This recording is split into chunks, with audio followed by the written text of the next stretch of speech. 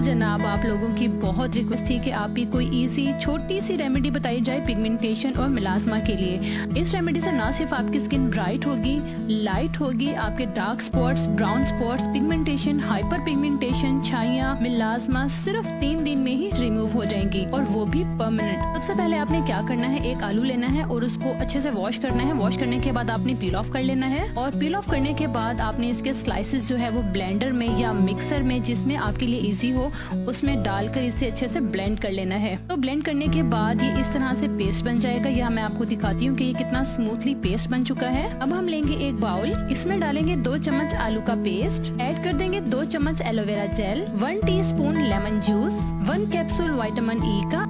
तमाम ingredient add करने के बाद अच्छे से मिक्स करेंगे ताकि हमारा जबरदस्त जेल बन जाए। और अगर रिजल्ट्स की बात की जाए तो अमेजिंग, रियली मैजिकल।